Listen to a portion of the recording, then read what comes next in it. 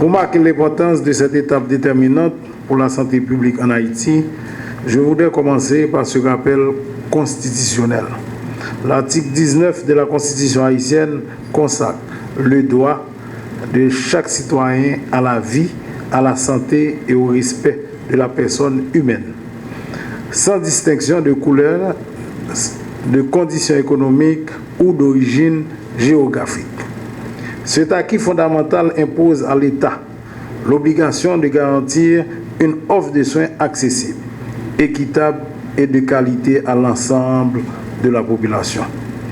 C'est là notre engagement collectif en faveur de l'amélioration durable de la santé de la population haïtienne. En dépit des difficultés auxquelles notre pays est confronté, le ministère de la Santé publique et de la population reste très déterminé à assurer la continuité et le renforcement de l'offre de services de soins de santé.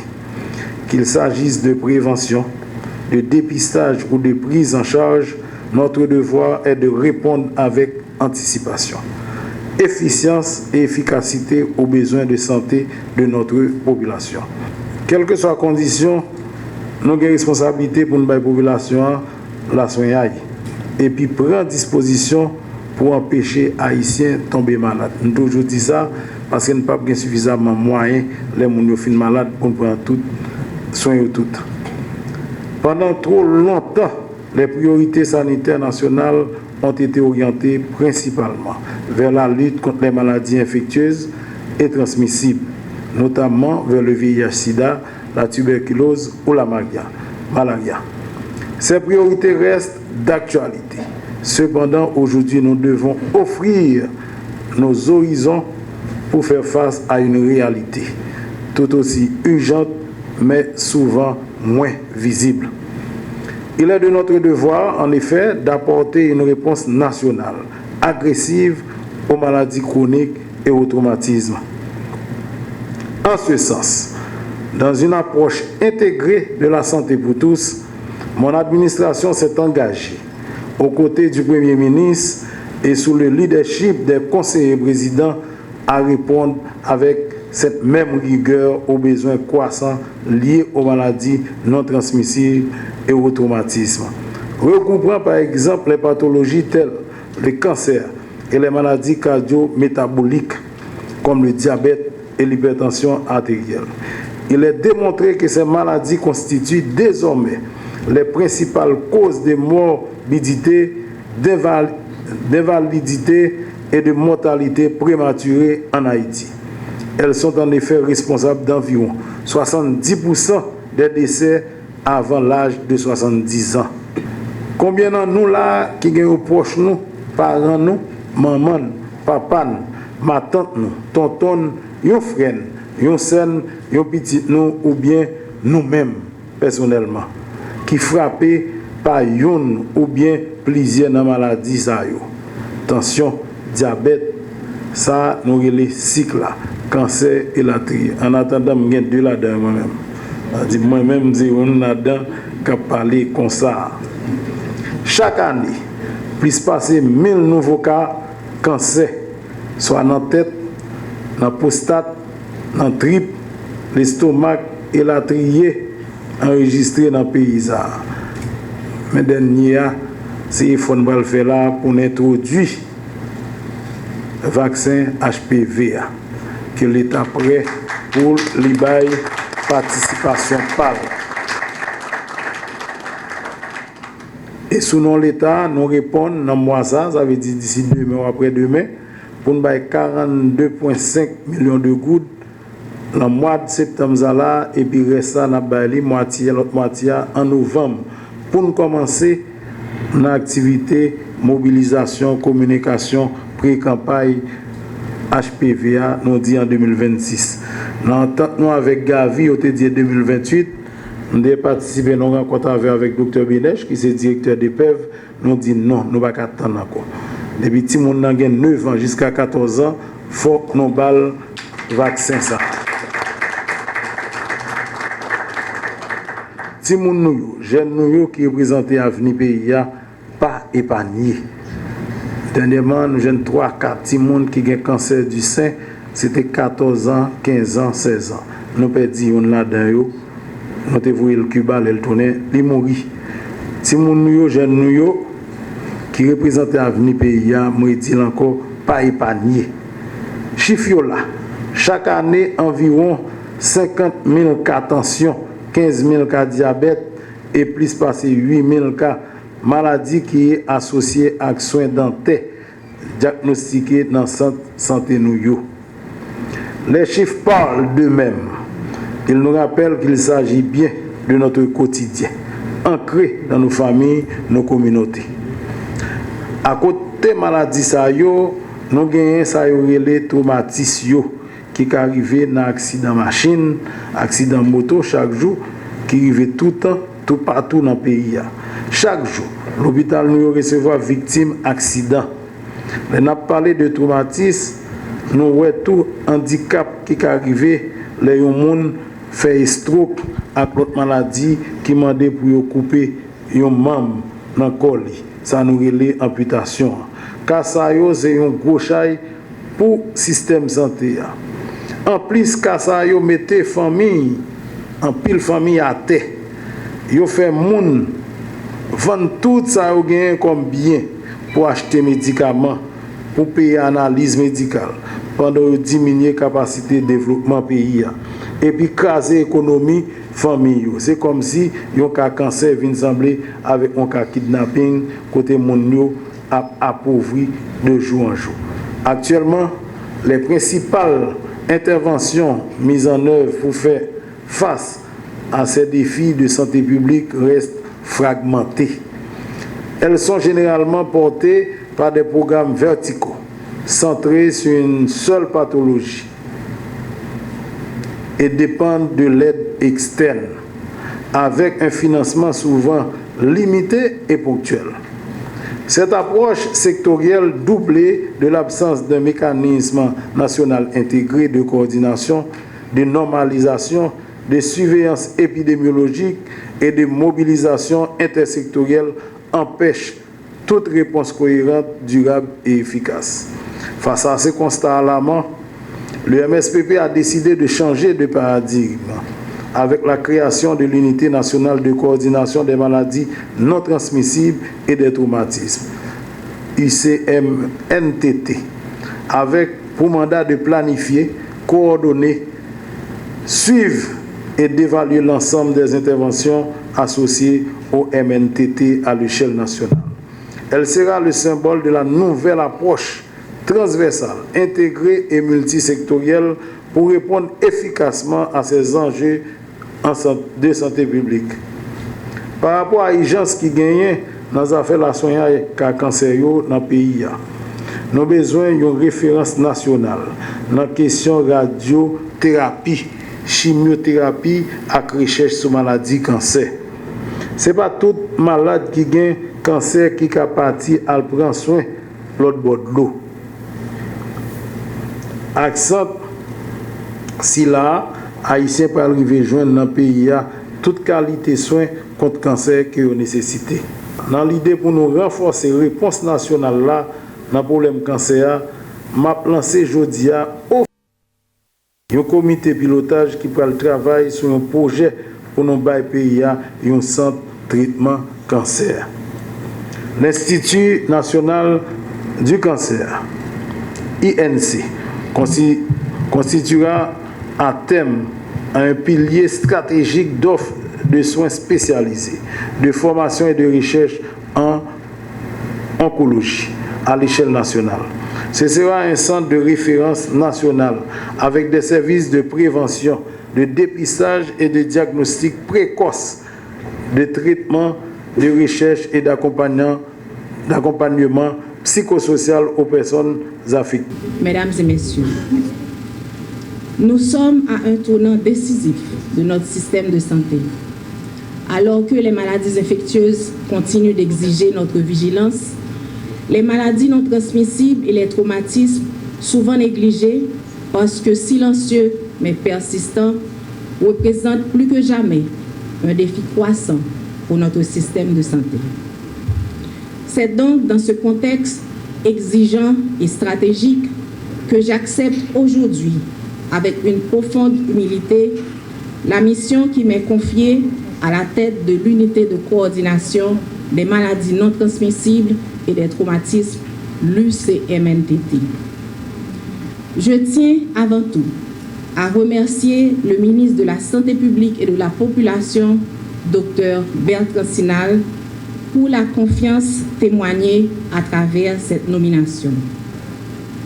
C'est un honneur qui m'inspire, mais surtout une responsabilité qui m'interpelle, car elle me rappelle l'ampleur des défis qui nous attendent, mais aussi l'opportunité de contribuer avec détermination et engagement à une juste cause essentielle pour la santé publique.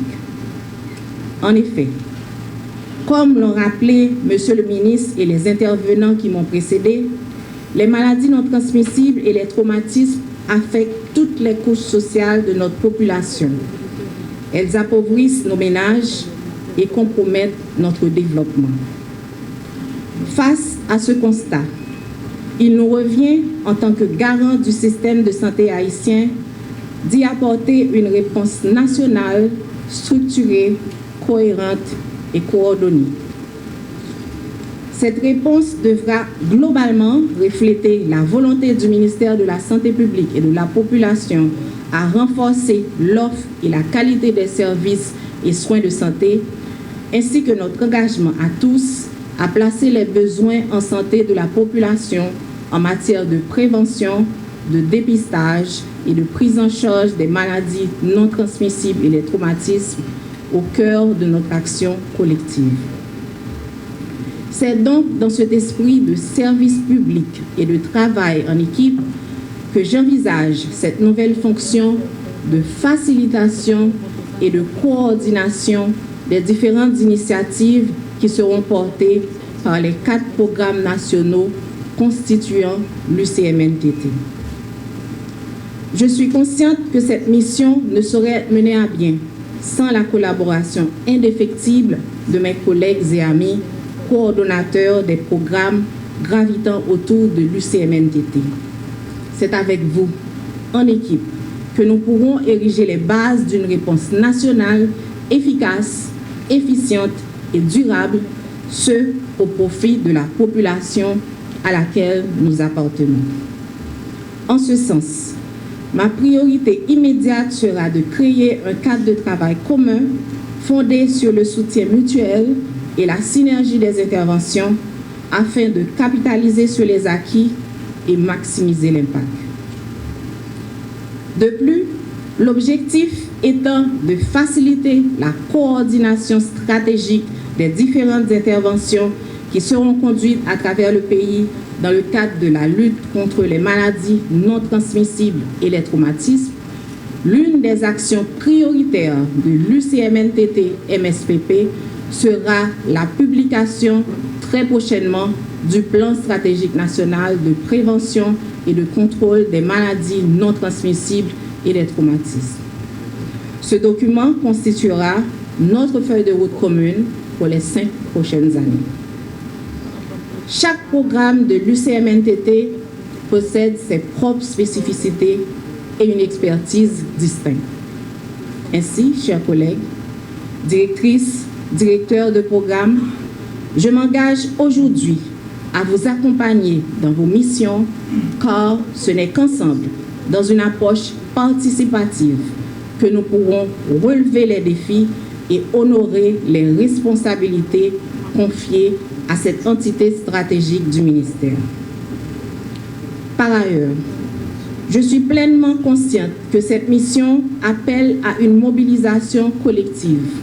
En effet, elle nécessitera le soutien de toutes les directions techniques du ministère, centrales et départementales, la collaboration et l'appui des partenaires, ainsi que l'engagement des acteurs communautaires. Je m'engage donc à favoriser un environnement de travail ouvert, collaboratif, orienté vers l'innovation, l'efficience et la redevabilité. Les enjeux sont considérables. Toutefois, je demeure pleinement convaincue que grâce au soutien constant de la haute direction du ministère de la Santé publique et de la Population et à l'engagement confirmé de chacun d'entre vous, chers collègues, l'UCMNTT saura répondre à la mission qui lui est confiée et inscrire ses actions dans une logique cohérente de service à la santé publique et de promotion du bien-être de notre population. Que Dieu, dans sa bonté infinie, guide nos actions, ce au profit de la communauté haïtienne. Nos partenaires techniques et financiers n'appuyaient pas aussi au départ les maladies non transmissibles. Les investissements sont surtout orientés vers la prise en charge, la prévention et la prise en charge des maladies transmissibles, telles par exemple le VIH, SIDA, la tuberculose et la malaria. Mais depuis les 10 dernières années, le paradigme a changé. Et un avant-gardiste parmi nos partenaires techniques financiers, je cite l'OPS-OMS, a voulu inciter les parties prenantes à s'intéresser à la problématique des maladies non transmissibles. Aujourd'hui, c'est une réalité. Alors, le ministre doit procéder au lancement de cette unité de coordination des maladies non transmissibles et des traumatismes. C'est une action d'envergure qui va permettre à ces patients affectés par ces maladies d'avoir recours à des soins de qualité. C'est vrai que les maladies chroniques coûtent beaucoup plus que les maladies infectieuses. Mais avec un investissement de nos partenaires et surtout une contrepartie nationale à travers notre trésor public, nous allons pouvoir répondre aux exigences de la prévention et de la prévention de ces maladies non transmissibles et des traumatismes. Le deuxième événement, ce sera l'installation du comité de pilotage qui va pouvoir orienter les actions vers la création d'un institut national de cancérologie. Depuis quelques années, nos partenaires cubains accueillent nos patients. Des amis de l'autre côté de la frontière, les Dominicains accueillent nos patients. Mais c'était, je dirais, une réponse de justice sociale, de faire bénéficier de cette prise en charge par nos patients haïtiens, nos patientes haïtiennes, en mettant sur place un dispositif devant permettre à assurer la prise en charge. C'est vrai qu'il y a eu beaucoup de cas de détection lors des foires, mais après la détection, après le dépistage des cas de cancer, par exemple, il faut une prise en charge. Et les déplacements à l'extérieur sont parfois difficiles. Non seulement parfois il y a des difficultés de transport, mais aussi il y a un prix à payer. Et nous pensons que en lançant cette initiative d'un institut national de cancérologie, et nos patients vont pouvoir bénéficier de ces soins de qualité. Mais pour la réussite de cet institut, il faut non seulement la convergence des efforts des cadres techniques haïtiens, mais aussi l'appui technique de nos partenaires, mais surtout aussi la contribution de la société civile répartie en ces différentes associations de support aux personnes affectées par le cancer. Et dans la salle, nous voyons aussi des gens qui se sont engagés dans la lutte contre le cancer en Haïti. Ces gens sont là à notre droite. J'en vois d'autres au fond de la salle. Et au nom du ministère, nous saluons la détermination de ces gens qui ont dans leur famille des gens qui sont affectés et qui poursuivent la lutte. Je voudrais en terminant souhaiter que cette cérémonie soit, je dirais, un point de départ, par une simple formalité, un point de départ cristallisant un engagement du ministre actuel de mettre en place cet Institut national de cancérologie.